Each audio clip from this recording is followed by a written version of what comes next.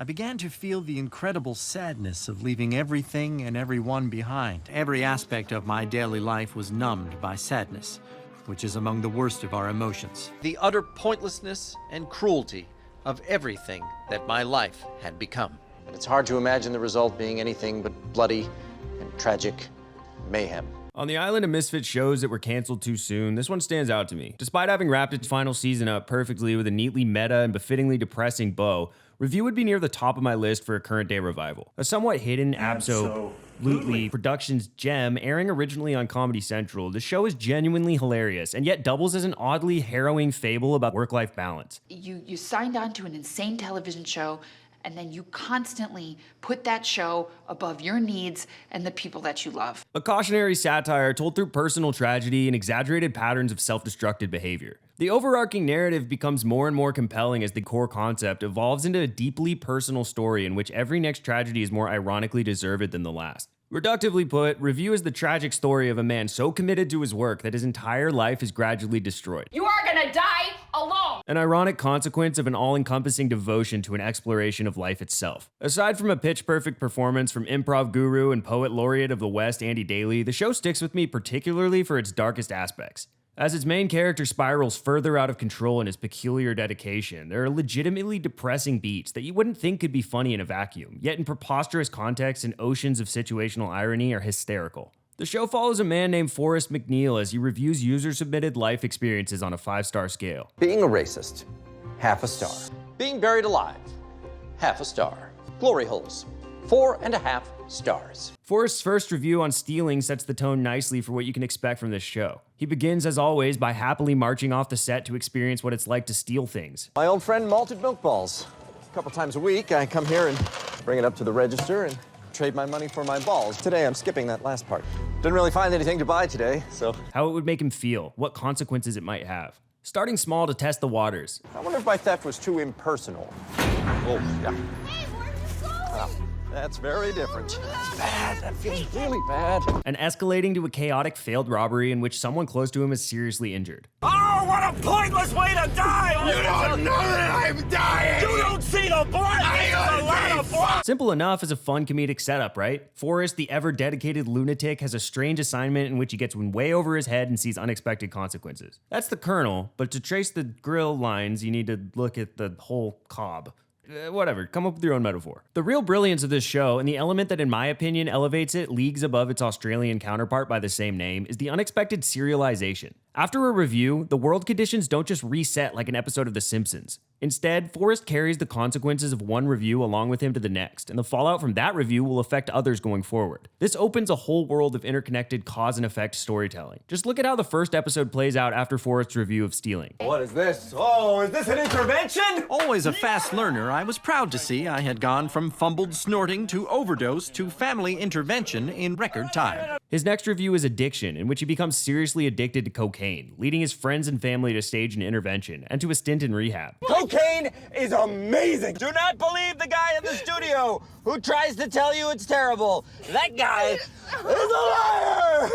No, I am not a liar. He is. Threads like this aren't simply dropped, and instead become conditions that affect how the show plays out going forward. From this point on, Forrest remains a recovering coke addict, which plays into future reviews. In his next, uncomfortably hilarious review of Going to Prom, I don't have a date myself. No date to the prom. the stressful conditions lead Forrest not only to falling back into his pattern of stealing things, but relapsing very publicly in highly inappropriate circumstances. God, I'm gonna die! I'm gonna die! This is how the show is able to weave this very compelling and sometimes hard to watch story about Forrest's self-imposed and quickly escalating spiral towards death. The cocaine addiction is the very first example of this, but trust me when I say it only gets crazier and darker from there, as the sacrifices he makes and the things he puts himself through for these reviews pile up on each other and compound in heartbreaking ways. Through the show, Forrest has to put his loved ones in terrible situations, embarrass himself completely, become seriously injured on many occasions, even falling into a coma for 2 months, and soon after waking up is lost at sea for 96 days. I want to go back in chroma. The whole show is a brilliantly layered exploration of actions and consequences, the most brutal of which arise from the major personal sacrifices Forrest must make for his reviews, decisions that change the course of the show as a whole entirely. For example, in only the third episode of the show, things ramp up significantly as Forrest gets a seriously life-altering review request. What's it like to get a divorce? Oh no. What's it like to get divorced? It's hard to say what exactly would drive him to pull such a difficult trigger, but as with all these reviews, in voiceover we follow Forrest's thought process, his hesitations and fears, intimately connecting us to the personal implications of his obligations to his show. I would have to rend my family in two. There was no way around it. What follows is a brilliant scene that is presented as a humorless, dramatic moment and is also somehow deeply funny. I'm divorcing you. What? Why is this happening? Why not? Why not? We could work on it together. I'll be here. Why does for there have you. to be a reason? Why? What? There has to be a reason, Forrest. Stop looking for a reason! We have to get divorced! This is a lot harder than I thought it was gonna be. You don't love me. What are we gonna do about Eric? Yeah. Oh. He is not gonna like this. He's not gonna like it.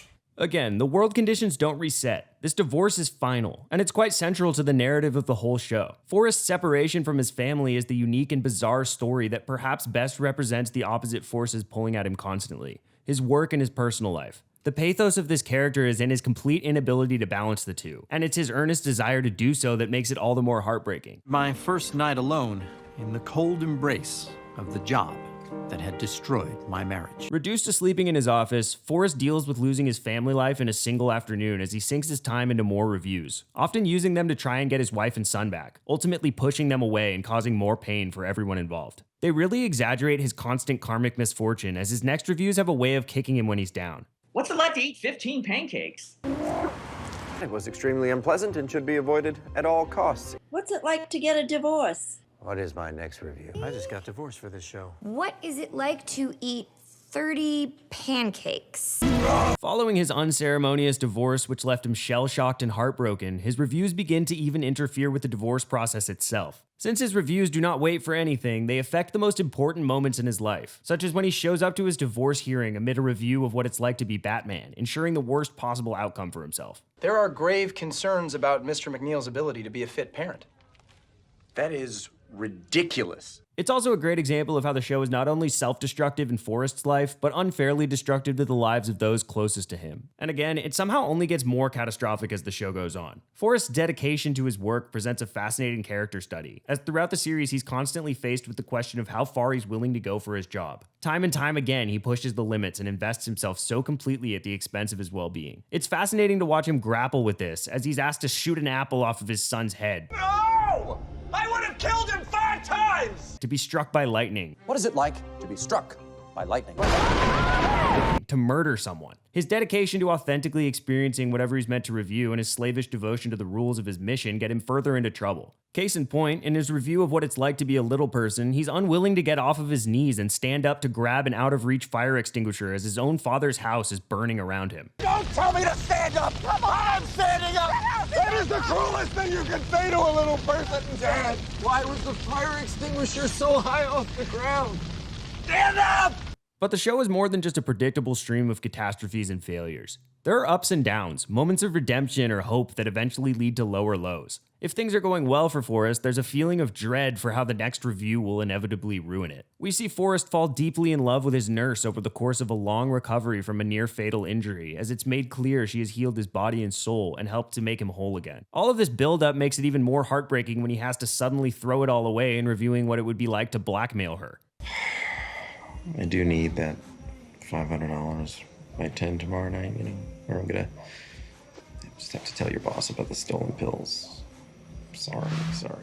I hadn't heard from you, and I was just really worried. That's because you're blackmailing me, Forrest. You know that doesn't keep me from missing you, right? What happened to I heal you, you heal me? Nothing has happened to that. This is also happening. Marissa, sweetheart. I need this week's payment. Are you kidding me? It keeps you guessing, and it's full of surprises in the turns a review may take. There are often review requests for simple, seemingly harmless things that are cleverly distorted into something awful. What's it like to have a pillow fight? The resulting melee was a terrifying horror to behold.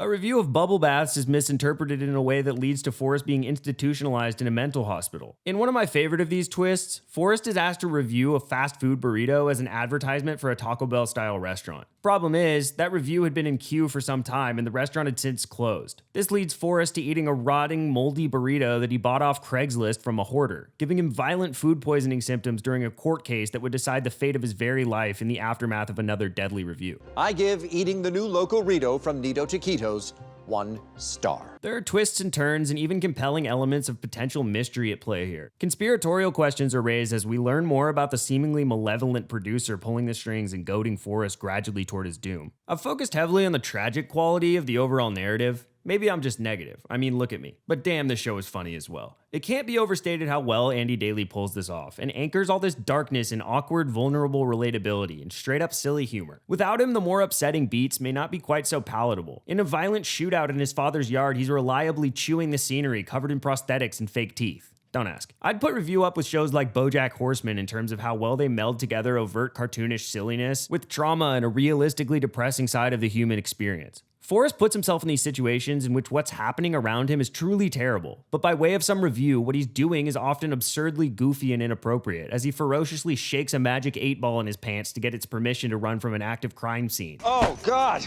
Can I please get out of here? Or has to review being unconditionally happy during an incredibly sad and difficult conversation with his ex-wife. Waive all of your visitation rights and have no contact with us at all. Bye-bye, visitation rights. Are you okay? Yeah.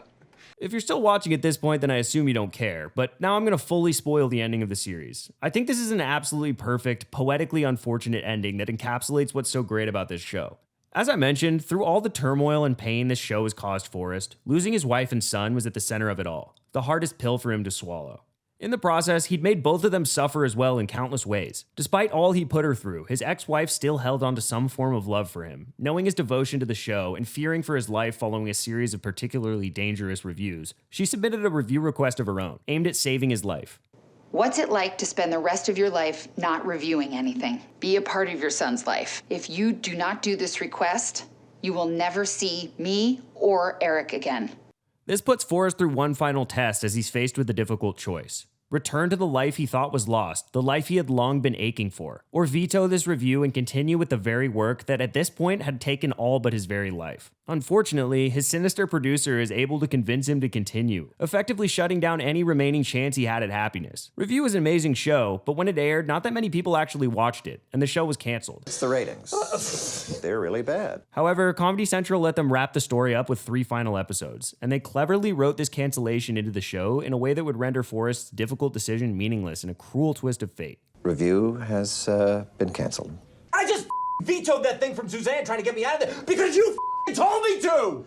No! Get back on the phone and you tell them no. If you do this, the host will kill himself. In the narrative, this cancellation came right after Forrest had definitively pledged his life to the show at the expense of a life with his family. To make things worse, the news of this cancellation came confusingly during a review of what it's like to be pranked. It took me, a man who was waiting to be pranked, completely by surprise. Okay, I know that you're doing a segment on being pranked right now, but this is actually real. Why would they cancel a review? I feel like an idiot. The show ends with Forrest, blissfully unaware that he had made a terrible, terrible mistake. Deep in a review that's rendered pointless as his mission is abandoned by the very audience and institutions that inspired him to put himself through hell for their benefit. Knowing his method with his reviews, you're left wondering how long he'll force himself to believe this is a prank, and what will happen when he finally catches up with reality. For all his faults and mistakes, Forrest had a goal, but did he accomplish it? And will all of the damage he caused to himself and others be worth it now that the lights are down for good? This prank was not really all that believable,